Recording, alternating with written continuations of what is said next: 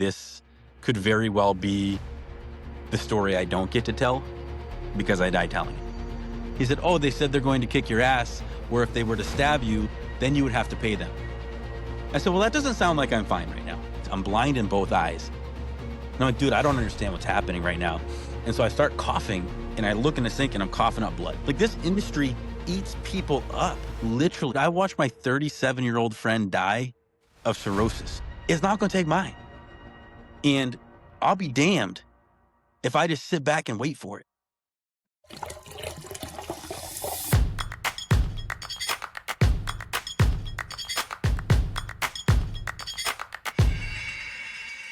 Chef, big thanks. I follow you on LinkedIn religiously. To me, you're more than just a chef. You're a food journalist. You're a culinary advocate, a lover of food, man. Like, everything you write is so fucking inspiring because I see it and I see what you've done. And it's more than just a mission trip of like, hey, look at me. I'm out in the field and I've gone to this forest and I've gone to that mountain. You do it because you have a cause and a love of it. And I just have to applaud you first and foremost. I had to get that out of the way before we even say anything else. So thank you. So man, I want to start with just tiny bit. I heard on another podcast you talked about you grew up in a small town. Yes, I didn't know it was possible for anyone to grow up in a smaller town than I did, because I grew up in, my class was 16, including me. Okay. And the entire K through 12 was in one building in a big U, and our town was like 700 people. So when I heard that, I was like, there is no way somebody else. Were you in Lincoln, New Hampshire also, or? No, I was in a tiny little town called Kansas, Illinois. That's where I was hiding out. You know. Kansas, Illinois? Yeah, I know. People, where are you from? I say Kansas, and then you got to give them the whole rigmarole of, no, not the state, the little town. But did you ever feel like when you were growing up in such a small town that you were going to be stuck in tiny town USA for the rest of your life? Dude, I did. And I'll be honest, like when I was a kid, like I'll never forget the fear. Living in Lincoln, New Hampshire, Plymouth, New Hampshire was the closest thing. Like that's where like the grocery store was, the big one. Like if you wanted to not get ripped off in town, you go to Plymouth. And I remember it was 18 miles. And so it took us 30 minutes to get there through the White Mountains in New Hampshire. And I'll never forget, I was like 14 years old, driving with my mom. And I was like, how am I going to get here by myself? Like, this is too far away. I'm not going to remember how to get there. And the only way to get there is to get on the highway and get off the highway. There's no other turns. There's no exits. It's literally one highway that goes from the top of New Hampshire to the bottom of New Hampshire, and every exit off it. There's no roundabouts. There's no interchanges. I'm never going to be able to find my way to Plymouth. And so to go from how the hell am I going to get 18 miles and remember to now, bro, when we started talking, I couldn't even remember what state I was in just now. It took me a minute to tell you Texas. And so to now know that it's home, small town America turns into every small town in America's home. I am where I am. This is my home right now. I'm in Texas. Texas is my home today. Yeah, that's fantastic. And now, you're serving just recently, and congrats, VP Culinary Higher Ed. Why now? Why did you choose to go higher ed? Bro, I'll tell you, I was happy and I was super, super comfortable, and my life was really easy. I think that was the problem. I'm 41 and I was like, man, I can't keep doing this. 11 years went by in the blink of an eye. I average 250 to 280 days a year on the road right now. I have for the past 9 years. And so all you got to do is blink again, and 11 more years are gone. I'm 52. Call it a midlife crisis. I just had this moment of, if I don't do this now, there's going to be a problem. And so looking at this next generation, listen, if I spend the next 20 years talking to you and talking to me, we're screwed, bro. We're going to be 60, True. 50, 60. Like, it's over. True. Like, what are you going to do? You're 60 years old. You're going to be in the grocery store like, hey, just so you know, you should be buying. Like, it's a waste. It's done. If you don't already believe it, it's going to be real hard for me to get you to believe it. But I can engage with this next generation, with this younger generation, and get them to understand. And the craziest part is, dude, they're asking for it.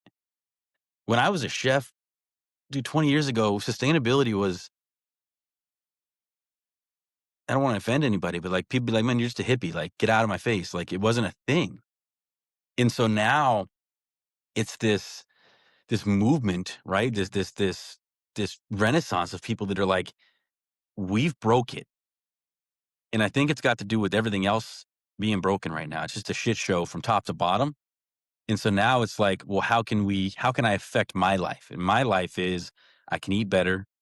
I can take care of myself. I know what's going in my body. I know where it came from. And like, dude, me and you coming up as chefs, like Food Network was just coming out, right? Mm. Yep. We people think like, oh, you had it cool because chefs got cool when we started. But at the same time, dude, it was hard because everyone thinks they're a chef, right? They all think they know. I watched a Food Network last night, so I know how to make that beurre blanc now. Like, nah, okay. so, there's this whole generation of people now, dude, that just they think they're educated, and so taking a stand and saying, I'm going to educate people in a way that is meaningful, and I'm going to take this 10 years of experience I have in a genre, bro, that I don't belong in. I don't belong. I'm doing sustainability and conservation, dude, in a white coat. It's not me. I don't belong here. I was the bottom of my class. I was the dropout. This is not my story, but I'm making it my story. Yeah. I education is obviously a special place for me. I was in it for 10 years. I ran universities, for a great chunk of my career. I got into contract management very early in my food career. And so that's all I knew was about that stuff. But I want to know like what the difference now, because now looking back, I mean, it's been a hot minute since I've been in that space, to your point, Mhm. and things change rapidly, just as fast. I Yes. know food, things usually go a little bit slower than the rest of the world, but things are changing. And when I was in it, you could see that there was a need, request, ask for more transparency in food, but nothing like from what I read about today, because I'm not living it, right? I'm not in those spaces right now, like literally talking to college students anymore. So do students actually want like the truth of what's going on with the global supply chain, what's actually out there? Or is it still a buzzword and they say they want sustainability, they say they want local, they say they want clean, but in reality, whatever gets put out, they just eat?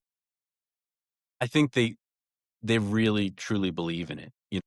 That's why I chose now. So kind of the precipice for me to get into this world that I'm in where I'm trying to affect the collegiate dining scene is I was at the Culinary Institute of America in Hyde Park, and I was doing a speech. Dude, I don't care how many speeches I give in my life, I'm always nervous. It doesn't matter. People look at like, "Oh, you're great. It's so easy." Like, no, dude, it is the scariest, most mortifying thing I've ever done. Mm-hmm. Sweaty palms, like it is every time. Every time I'm like, "Don't pass out, dude. Just don't pass out." And so I'm standing in front of this class of 22 students at the CIA, and they're all in chef coats. And keep in mind, dude, I went there, but I didn't feel like I belonged there ever. And so I sure as hell don't feel like I belong in the front of the room.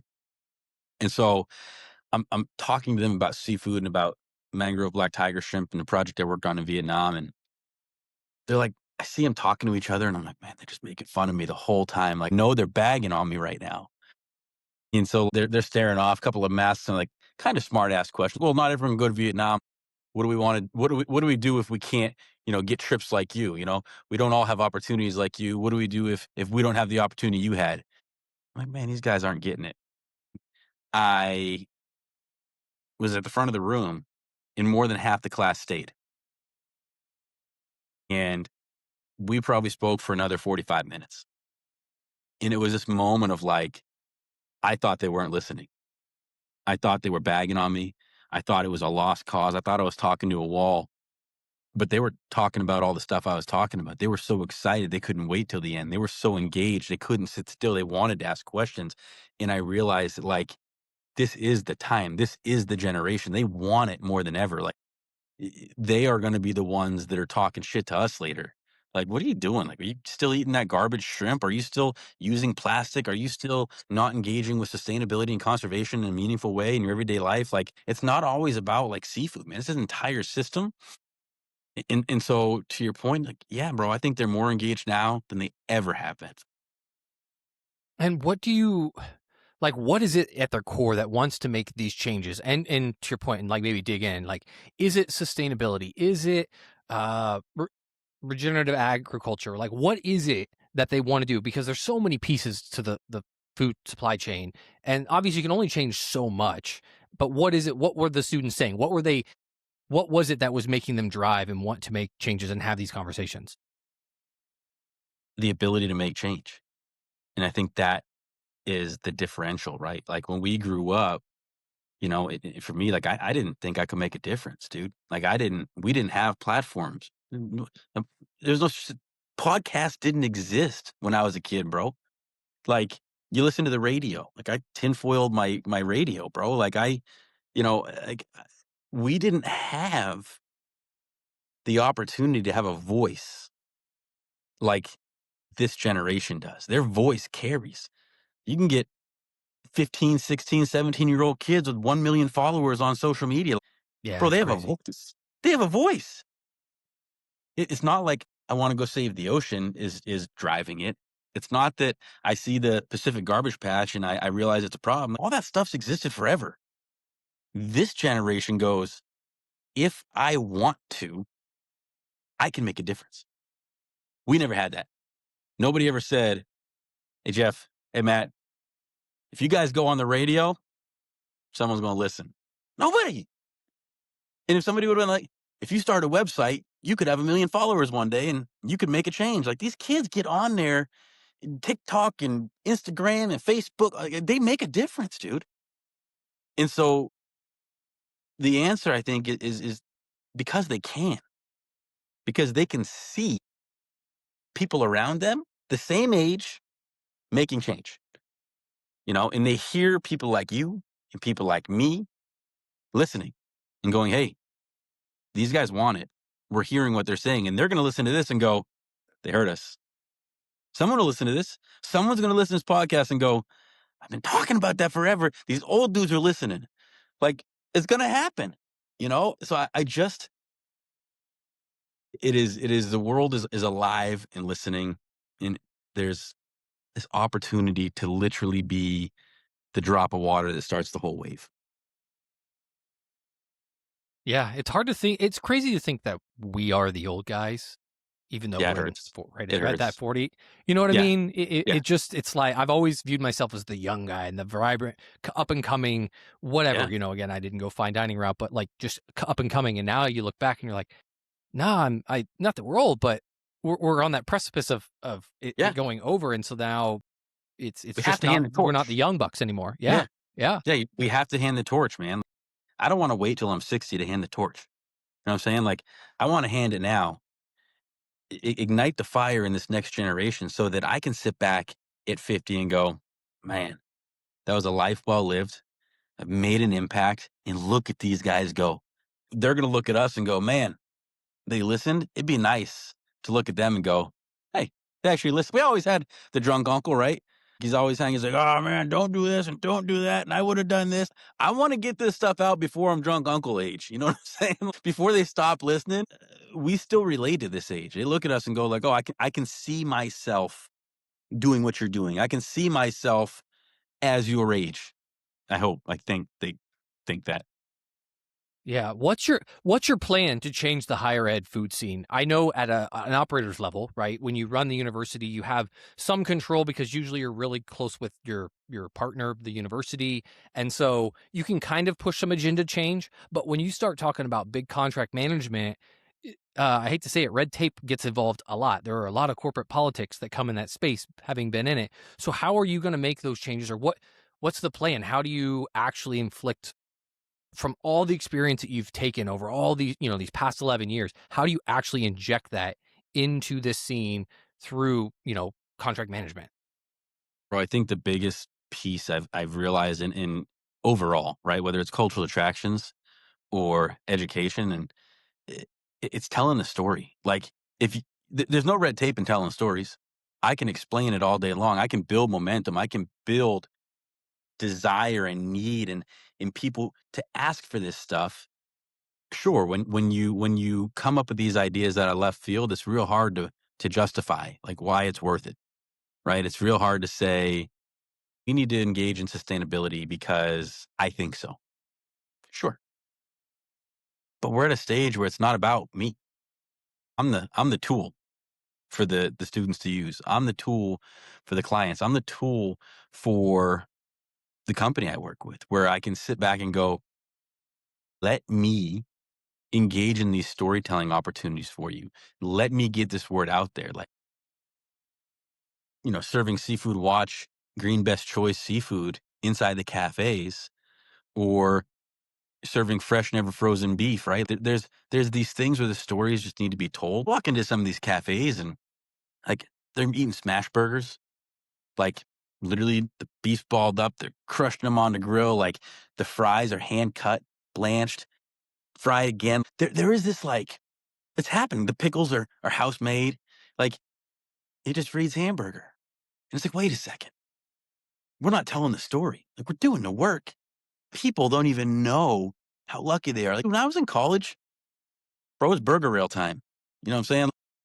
You were eating off a burger reel. It was a silver question mark is what came out on your tray. Like what's it going to be in there when I open it today, bro? It is a different world now, and I think a lot of these students are making decisions on where they're going to go to school based on the dining programs, based on the meal program. It's either all you can eat or it's a swipe fee. People spend their entire like teen years in college, man. And so you don't want to spend it eating junk. And that's the other part.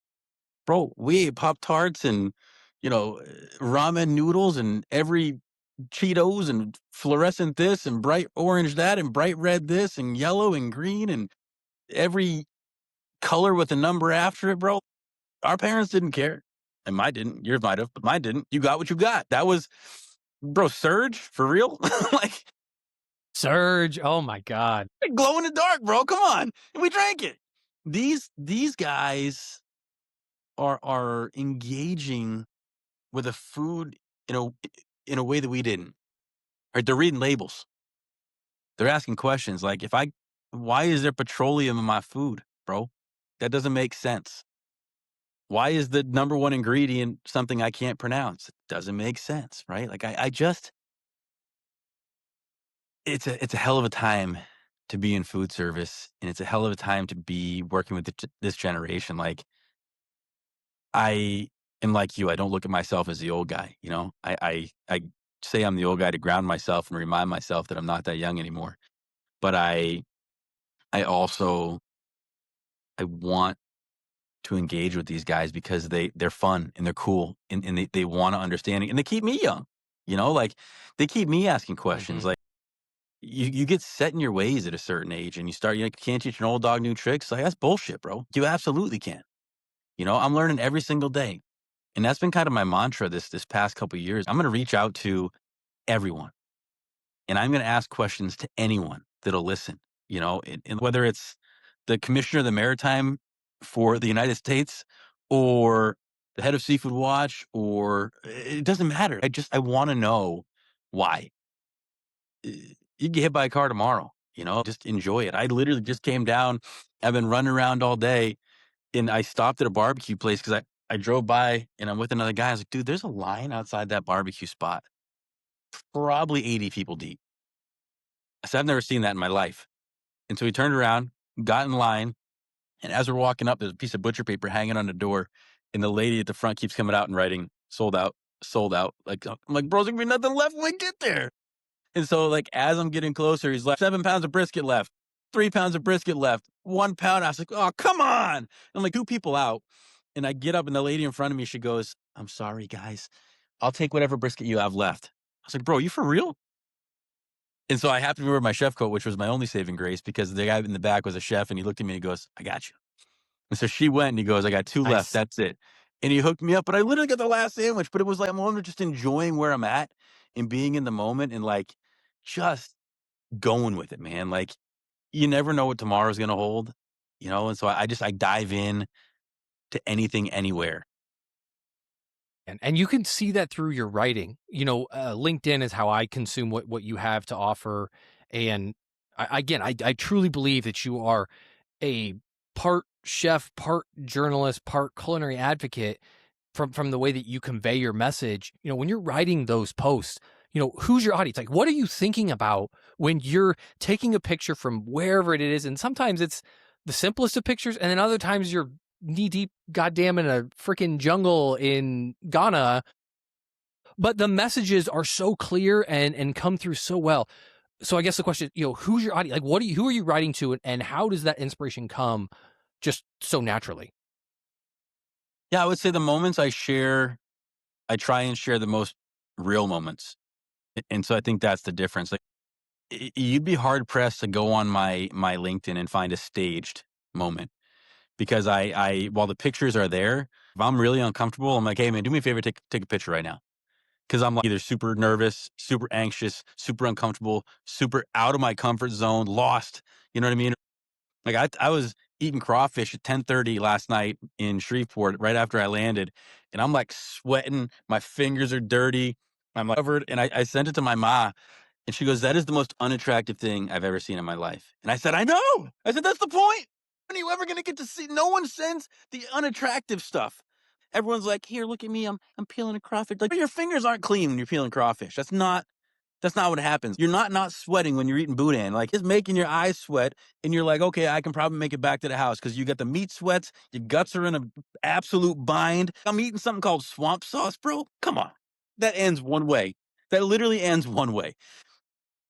So I share the moments that are real, and I think that's what helps me relate to people. Is I'm writing to the people who want real, who want to read something that's not AI, that's not just tailored to fit that doesn't belong in a magazine, and like eh, the one thing my goal was to do a bunch of podcasts this year and engage on a different level and be myself more, because for the past I don't know 8 years I do these podcasts and it's like very set. Yes, here's what I do, and this is sustainability, and so I engage on. I'll answer the same questions. Like you can go listen to any podcast I did, and I will probably hit the same cadence, the same thing, answer the questions the same way. But this year I've committed to being real. This is me. You like it, you don't like it, I'm gonna be me, and I feel like people want that, dude. I'm all about AI. We need it in food. It's gonna be cool. Robots not taking my job anytime soon. But there's gonna become a moment when we've been so oversaturated. We're just done. I want to talk to a real person. I want to sit in a room with you. I want to shake your hand. I want to hug. Like I want real. And I think we're gonna get there faster than people realize. And so I've bet on being a voice of real in a space that is crowded with absolute trash. That's a lot to digest, and I absolutely appreciate that fact because that's what I've been trying. I think I've been trying to do with this podcast is be real, be authentic, and a lot of guests will be like, "Oh, what questions are you going to ask?" I'm like, I have kind of a baseline of like what I kind of want to touch on, and like, dude, you should see my random section of some shit that I'm going to ask you that is like all over the damn board because of who you are. But I don't want to have a fully staged conversation that sounds like every other conversation that's out there because what's the point? To your just what you said, it's the same questions, it's the same cadence. People pick up on that. It's not a real conversation. Like what we're having, this is a real conversation. This is two chefs shooting the shit. I've got some questions that like literally I've been looking forward to this conversation for quite some time because of the way that just your writing, everything that you've done. It's something that I can look up to because I can learn from it. I learn from the things that you post, not just, oh, cool, he's doing this today and he's here. And man, I wish I could do that. No, it's like he has the balls to actually go out and do the stuff that everyone talks about and says that they want to do. And I'm going to be for the environment, but they don't actually go and do it. They hide behind the wall, they sit at the computer, and they hope somebody else goes out and does it, and nobody does. So they're trying to make a change without actually knowing what the hell's going on in the real world. Bro, I'm so glad you just said that. So to your earlier question of who am I talking to, you literally just hit it on the head. I have said before, I want to be in the places people are afraid to go. And everyone's like, oh, you have the coolest life, man. You get to go to all these epic places. Like, bro, that's not how it works. Like, it's not all epic places. I have an amazing video of me going down the Mekong Delta on like these waves, and I got my hat on. I'm wearing my aviators, my Ray-Bans, and I'm laid back, bro. But the video I took for me, because what nobody sees in the video is I had taken my boots and I had untied them, and I had the laces off as much as I could because I was 100% sure we were going into the Mekong, because the river was so choppy. They couldn't turn around because they had tried to turn around. When they did, the boat stalled. They got it going again and got us going in the right direction, but we were going to capsize. And it was a boat that literally was like three-quarters covered. So I moved to the very back so that if it flipped, I would have a better chance of living. And it's like, it's great. It's great to like see the stories after and be like, oh yeah, I got to go on the Mekong and I was working. Sure, but I was 100% sure I was going to die. Like, I went to Vietnam 3 times. On the last time I went, I had spent one night in Bangkok, which is a whole nother story. And I came back from Bangkok, went to Vietnam, stayed in a hotel, and like I started feeling down that night. I'll be all right. I got to fly tomorrow morning. I had to be in Switzerland in 2 days. And so I went to bed. I woke up at like 3 in the morning to use the restroom. And I'm like, got out of bed. And I'm like, oh my, I can't see. And I'm doing this. And I'm like, what the hell? I can't see. And I'm kind of congested. And like, wait, I really can't see. I'm wiping and I go in the bathroom. I literally can't see. Lights come on. Everything's foggy. I'm like, what? So I'm holding my eyes open, trying to wipe stuff out of my eyes. I'm blind in both eyes. And I'm like, dude, I don't understand what's happening right now. And so I start coughing and I look in the sink and I'm coughing up blood. Oh, shit. And so I'm like, oh, okay. Well, I'm freaking out. Like this is insanity. So I had to wake up in 2 hours and go to the airport.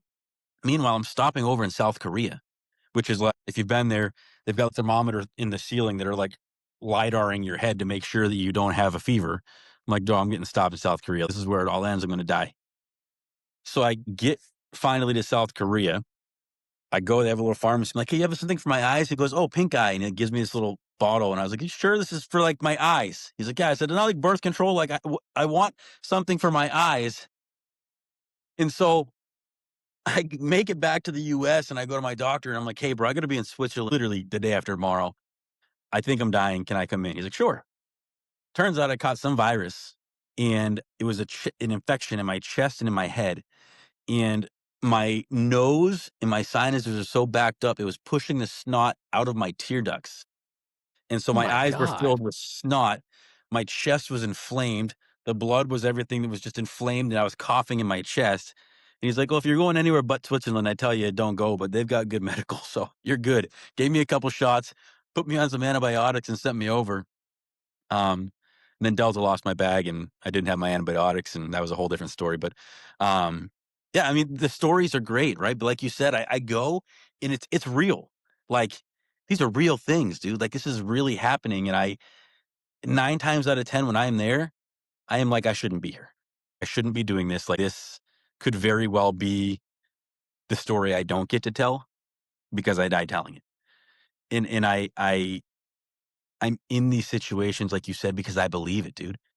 We went to Ghana and I wanted to go see this beach. So in Ghana, there's a village, a little shanty village, fisherman village, and they pull all the big wooden boats in. It's like it's incredible. And you go down, and the boats have like names from the Bible, like Psalms on the side, and like just it's literally like 10 guys out in a big wooden boat just fishing in nets. And but the village comes at the top of the hill, and all the trash gets thrown on the back of the village, and so this entire hill is trash.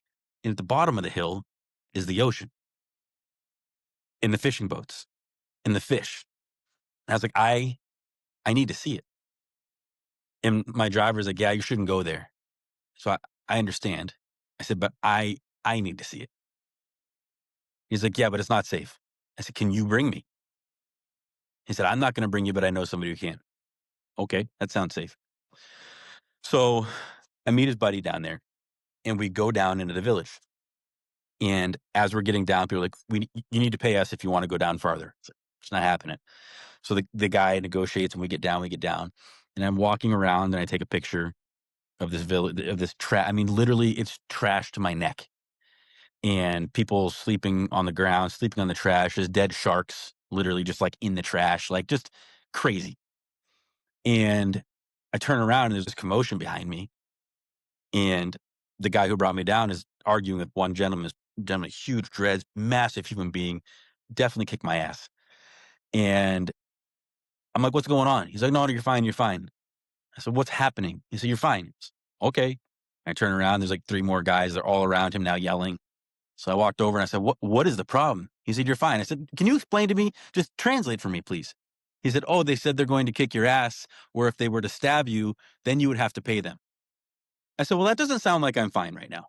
I said what is the ask right now?" He said, "Well, they want beers. They want you to buy beers for everybody." I said, "For what?" He said, "For coming to the beach."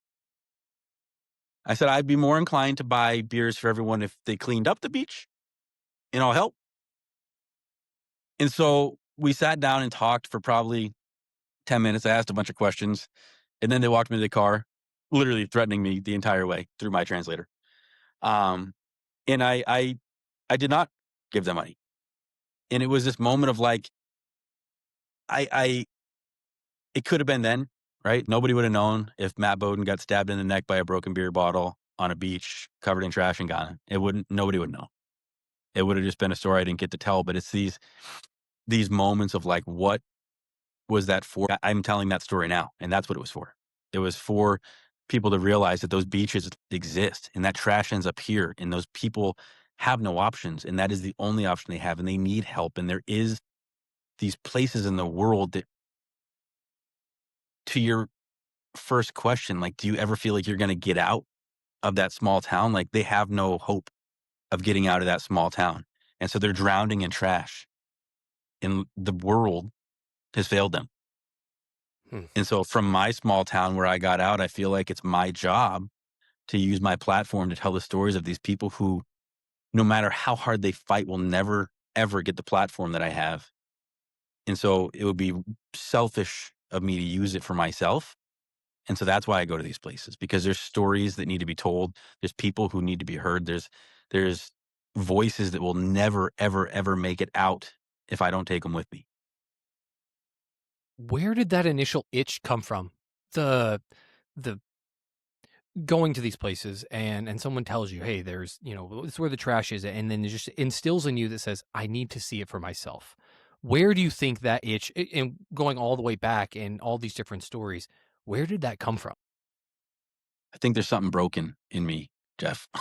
I think I seek out broken, and whether that's broken people or broken places, I feel more comfortable there than I do in a fancy place. I feel more at home when I am fighting to not get beat up on a beach in Ghana than I do at a business dinner at a Ritz Carlton. And I can do both, you know, but my happy place is in the middle of nowhere in Shreveport at a restaurant that closes in 20 minutes, ordering 3 pounds of crawfish, sitting in a corner where the light didn't work, with everybody going, "Are you crazy? What are you doing here?" It's not the thrill of it, it's the comfort of it, and once those systems have a way of accepting you or rejecting you, and I say those systems, the systems of life where things are real. Like, there is a realness to poverty, there's a realness to despair, there's a realness to violence, there's a realness to hope that you don't get anywhere else but in the most desolate of places. And it's the need to survive. I feel like there's a connection with, like, both of our bringing up in a small town, because you're sheltered. You have this life of, what it is, and everybody knows everybody, and if something happens at 8 a.m., everyone in the town knows it by 3 p.m. or even noon, depending on Yeah. your town and what the news is. Uh-huh. And I felt the same way when I had this itch when I was in my mid-20s, and I was like, I have to get out of here. Like, there's something inside. I didn't know what it was, and I just had to leave. And again, why food? I'm glutton for punishment. Food Network came out, thought, oh, this is great. I like to cook, blah, blah, blah, and went down that path. But even after that point, it's been like I felt like a nomad within a Chicago geographical area, but it's been like move from here to here. I need the next thing and the next thing. And I'm just never satisfied with the one thing because I feel like I'm going to get so comfortable, what you brought up earlier, that I'm never going to leave and I'm going to be stuck doing the same thing for the rest of my life. And I feel like I'm going to miss out on everything that it has to offer in this world. And now I'm trying to like get that back and try and really go out as much as I can. It's a little harder with kids, but when I get a chance, when somebody's like, "Hey, we have an opportunity for this here," yes, I want to go. I need to see what is out in this world. So I don't know. I feel like there's some sort of connection there too. That maybe like that small town had a play in both of our lives of wanting to explore this massive world. Dude, you're absolutely right. I mean, that's why I've called Monterey home for the last 11 years, right? I am going back there this weekend, right? I've been on the road for a couple weeks and I finally get to go home and I'm going to get in the fields. I literally called one of the guys who runs a produce company. I was like, "Hey, can I come hang out in the fields all weekend?" He's like, "And do what?" I said, "Work." I want to feel it. Like I don't, it's that small town feel, but like the Monterey Peninsula, that area is just like you can get what you're talking about. Like you can scratch the itch of like, man, I want to feel like I'm somewhere else, and I can get in the field, and I cannot speak a word of English the entire day, and I can feel like I am so far away from where I really am, and I could sit on a cart and eat lunch with everybody, and I can use the porta potty, and I can get back out in the field, and my hands are dirty all day. Like I just it you're right. It's that I wanna be home, but I wanna feel like I'm not there too, and I think that's what's kept me grounded in that area for the last decade plus. It's probably will keep me there forever. Wow, man, so much. I've got to hit. I'm looking at these list of other questions that I'm like, I need to pick his brain Let's on. go. Let's go. So let's go. Okay, I want to talk about chocolate because it's a hot topic in what's going on now. You went to Ghana. You literally picked the damn cocoa, roasted. You did the whole 9 yards, right? So if you want to hear about that, listen to a previous episode with somebody. I know, Yeah, Chef, yeah. you talk about going to Ghana and doing the chocolate thing, but is there a point where chocolate stops becoming chocolate? How do we keep the integrity with what's going on in that space? Because people are using less cocoa and cacao and they're using palm oil and fillers. Like, just general thoughts on that as a whole, being someone who's actually been ground zero and had to pick the stuff. Okay, first off, that's why I went, because exactly what you just said. I need the real. Nothing's real. And so this is not a plug to anybody. I've worked with Show Chocolate for a while, right? And the reason I work with those dudes is because they're like you and me. There's no bullshit. They are real, and they are going to provide you with real. And so when I asked and I said, I want to go see it, I want to understand it. Chef Brad Kinzer, he's a chief chocolatier, and he said, "Listen, bro, I'll take you to CRE, which is the Cocoa Research Institute. First one ever in the world was based in Ghana." I said, "Sure, cool, man. Let's do it." 3 days in a car to get there in the middle of the jungle. And we're sitting in this room, and it's like doctors, bro. It's like doctors from Japan, Chef Brad from Berkeley, all these people. Oh God, I don't belong in this room. Like literally, like breaking down chocolate and tasting it like the bean, not sugar, not what you think chocolate is. Roasting the bean, grinding the bean, and trying it. It is the most bitter, acerbic. And they're like, "Oh, it's like wine to me." Like wine class. I remember back at the CIA, I failed it twice, and it was like people be like, I smell cat piss and dirt, and I get a little bit of mold, and then you drank it, and then you drank it. What are you doing? What are you taste cat piss and you drink it twice? So it was a lot of that, but the whole point of them doing it is they're trying to isolate the future of cocoa. These folks are trying to make sure that the integrity is there. So you don't end up with the corn we have now that is 90% sugar. We've gone so far from what corn used to be. Tomatoes now. Like, bro, you can't eat fruit anymore without spiking it. Everyone goes, well, how is fruit not good for you? We've engineered fruit to be all sugar. That's why. Well, sugar in fruit isn't bad. Like, you're right, but the amount of sugar now in fruit is bad. And Yeah. so they are looking at how to maintain the integrity of cocoa for the world. Like, I'm sitting in this room and I'm like, bro, like, I can't even measure the gravity of this situation. I'm sitting here watching the people that are making, then they're like, well, what did you taste? I was like, "Oh, don't ask me. I don't know. You don't want to bet the next 100 years on my taste of this chocolate, cat piss." Like, I just, there are people out there doing the good work, and that's why I went there in the first place, because these partnerships, like, and to your point, I do it because I care. I partnered with Cho not because I needed a, a media box check. It was like, hey, what do we do together? I go, we sell chocolate. Like, nah, that ain't gonna work for me.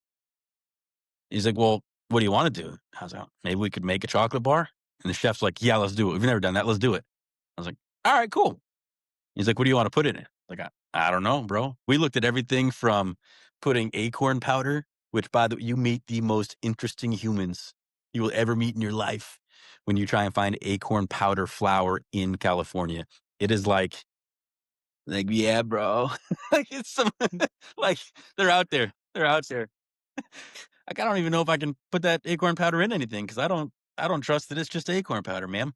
Yeah. Um, but but the adventure has been so cool, and so to now take that and say, how do I carry that into what I'm doing now? How do I tell that story here?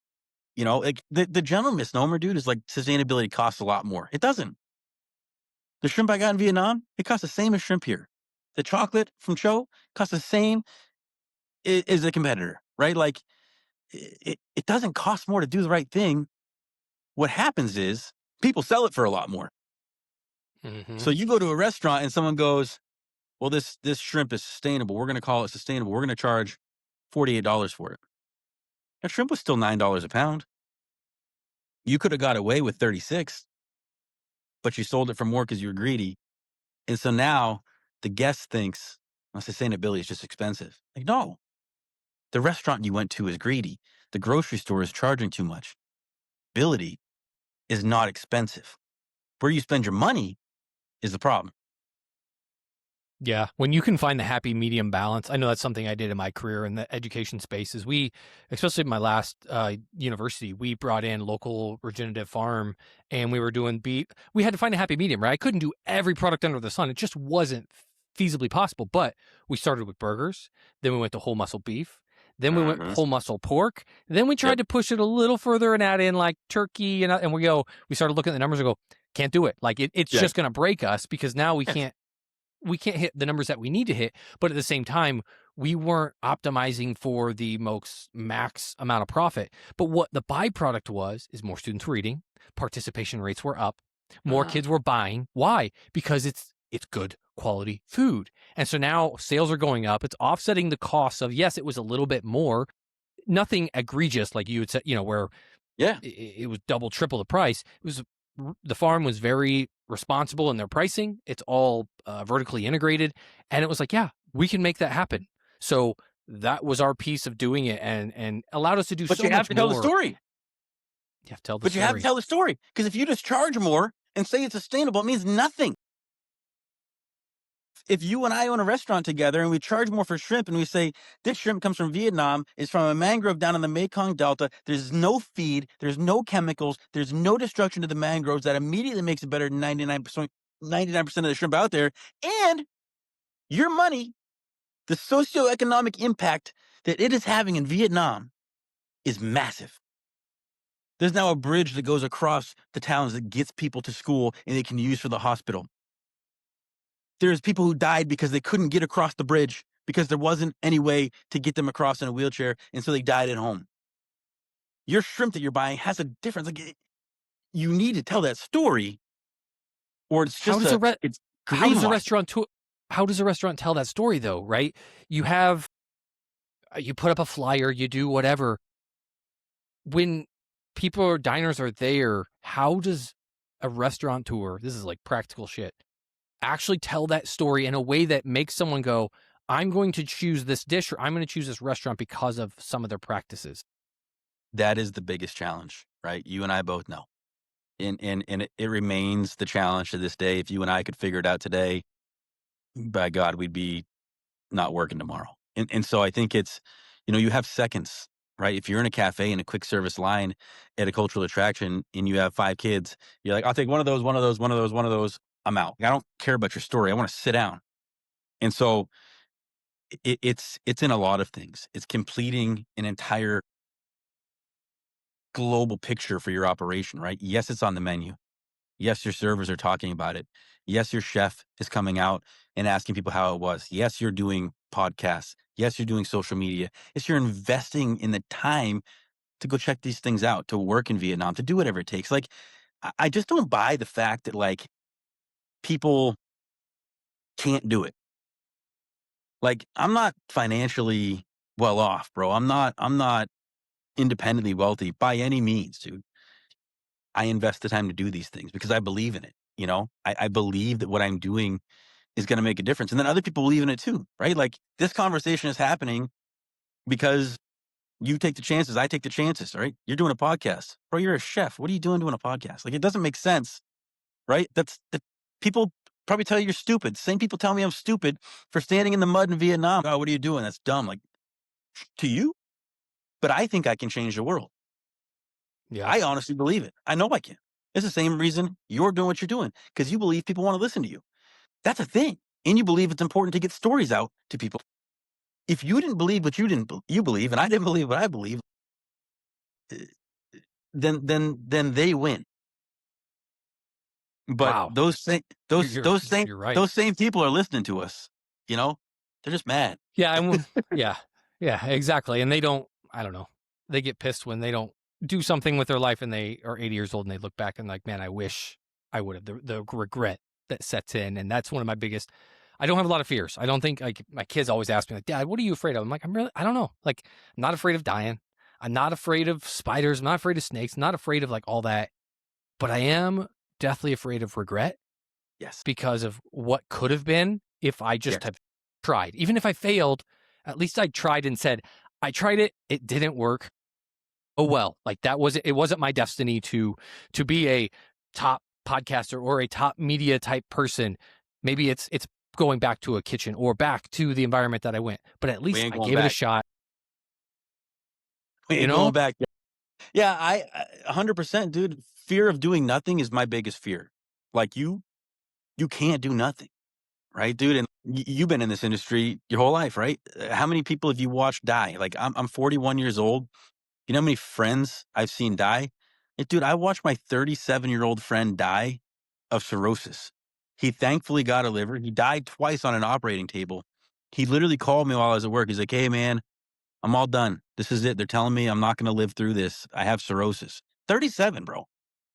This industry eats people up, literally. I've had friends who've lost body parts. I've had friends who have gotten in car accidents on the way home late at night after working 16 hours. And I've seen this industry literally take people's lives from them.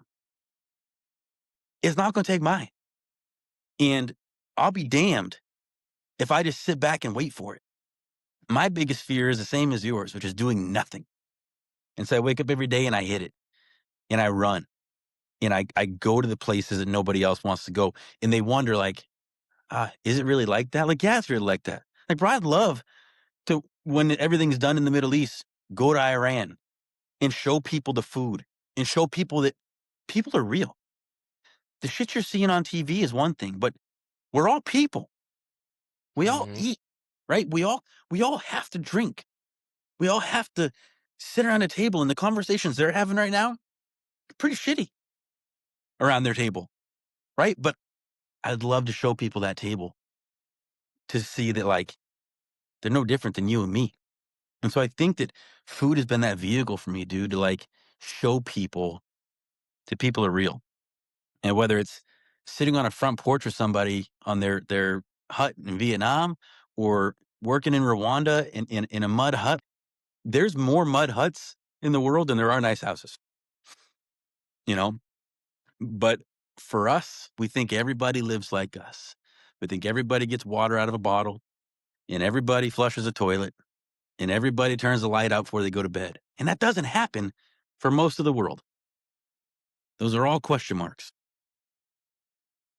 Man, this conversation has been just mind blowing. Like I could probably sit here and ask you. I have like 30 questions that I'm not even going to get to. There's no way. That's all right. I We bet got look, we there's always another day. there has to be. But I want to end on two final questions. What do you eat when no one's watching and there's no mission attached? I eat well, that's a good question. It depends on the day. I eat mostly boring stuff, to be honest with you. I fast until noon and I usually just am on a protein diet because traveling 280 days a year, bro, I can get fat quick. I can get fat quick. Nobody puts on weight like me, I'm telling you. I got to look at a filet of fish sandwich, bro. It's over. Like it's done. Ask me where I go eat because I eat out more than I eat in. I eat at the most grimy, hole in the wall, hard to find places that all the locals are at. You know, well, like I said today, like dude, I went to that barbecue spot. Nobody's watching. I literally got the last 2 sandwiches. I was like, "Chef, hook it up." Like, I know don't don't pretend like you don't have that whole board to scrape right now, you scumbag. Uh-huh. Scrape it and put it on a bun for me, and I'll still pay you, but do it because I know that's what you're gonna eat. So hook me up. So it's I wanna find the places, dude, that are real. I seek out real in everything I do. Like, I'm constantly chasing reality. That's weird to say out loud. I'm constantly chasing reality. All right, last one. What advice you got for the next generation of culinarians? I think my advice would be to believe in the power of one. And this isn't some tagline, this isn't some hype video. Like this isn't my story, right? You need to know your worth, know your power, and know that you can be the drop of water that starts the wave.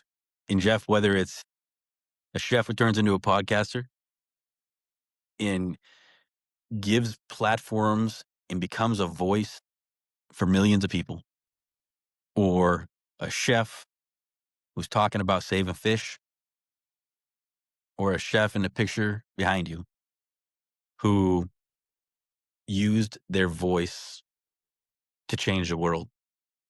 Your voice is the most powerful thing you have. And never, ever forget that people are listening. And when you think they're not, that's usually when they're paying attention the most. So speak up and speak out and speak loud. Man, couldn't I that is the perfect way to end this. Chef, everyone watching to see all the fantastic I call it journalism work that you do. Where can they go to see, and keep track of what's going on?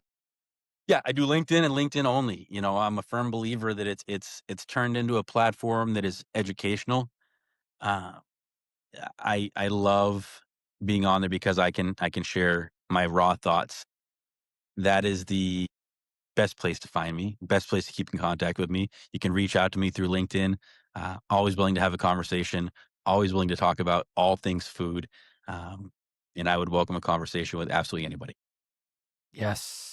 Love it. From one small town boy to another. I can't Yeah, thank you buddy. enough for this conversation. We will have a part 2. Like you have no idea how many more things I wanted to touch on that we're just not going to Let's have go. time to today, but we're going to Hell get a yeah. part 2, whenever, again, whether it's in a hotel room or whatever. I know you and you're down to do it wherever. It's fancy. It's fancy right here, bro. We're at I the love it. Ritz. We're at the Ritz, baby. We're Love not it. at the I Ritz. absolutely love it. Yeah, right? We wish we all could stay at the Ritz.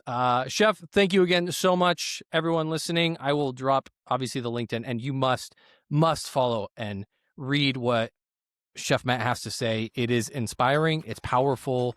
There are some things that just when I read it, it keeps my gears going and sometimes keeps me grounded on the reality of the world that we live in, because he's doing the dirty work that a lot of us are unwilling to do in this food space. So again, Chef, thank you. And buddy, until let's go. next time, we'll catch you on the sunny side.